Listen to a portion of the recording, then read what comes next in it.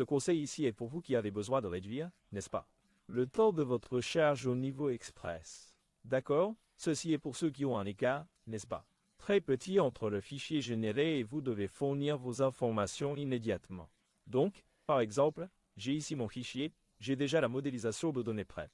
N'est-ce pas? Il charge ici en 16 secondes, par exemple, mais j'ai besoin que lorsque le fichier est généré là-bas, j'ai seulement un écart de 5 secondes pour mettre à jour et enfin. N'est-ce pas?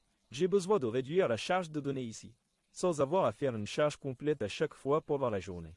Vous voyez? Ce que vous pouvez faire ici, je vais le faire directement. Mais vous pouvez créer des conditions pour que cette charge express soit exécutée uniquement lorsque c'est l'heure X de la journée, etc. D'accord? Je vais mettre ici un fichier binaire, d'accord? Ce conseil ici est pour les Quixa, d'accord? Parce que la partie des données est séparée de l'application elle-même, n'est-ce pas? Ce n'est pas tout ensemble, donc les données de l'application sont dans une couche. Le style est dans une autre couche, n'est-ce pas? Le style est la mise en page, le tableau de bord. Et le script ici est également dans une autre couche. Donc ils sont dans des couches séparées, donc vous pouvez donner le binaire sur le fichier lui-même.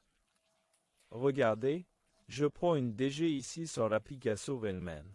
Et ce que je dois faire n'est pas en rapport avec cette application ici où je peux faire une charge express ou une charge complète. Dans ce cas, je n'ai pas besoin de refaire toute ma charge. N'est-ce pas? Mes dimensions et tout le reste. Je n'ai pas besoin de passer par tout ça encore une fois. Je dois juste ajouter un fait, donc je lui donne le binaire lui-même et je charge le nouveau fichier. Faites un net vers conditionnel ici. Le nom, puis vous venez ici et le remplacez par la variable nom. D'accord. Dans ce cas, vous allez ajouter un fait sans avoir à passer. Partout qu'à partir du script, n'est-ce pas, partout ça encore une fois et à faire une charge plus rapide. Vous gagnez donc du temps, n'est-ce pas, entre le fichier généré et la mise à jour de l'application. Donc, par exemple, j'ai ici ma table, fait et elle a 19 999 000 lignes. Maintenant, un nouveau fichier a été généré. J'ai besoin de l'ajouter, n'est-ce pas? Je vais l'ajouter avec la nouvelle charge en dessous. Regardez, j'ai simplement ajouté ici le même nombre de champs. Avec les mêmes noms, d'accord? Donc il va ajouter cette charge directement au fait. Pas besoin de recharger les dimensions encore une fois.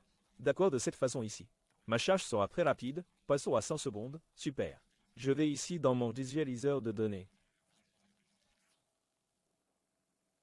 Et j'ai ici, oh, ma photo de 39 000 lignes, le fait a doublé et j'ai toutes mes dimensions ici.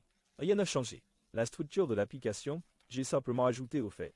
D'accord, voilà le conseil, vous pouvez donc créer une logique, n'est-ce pas?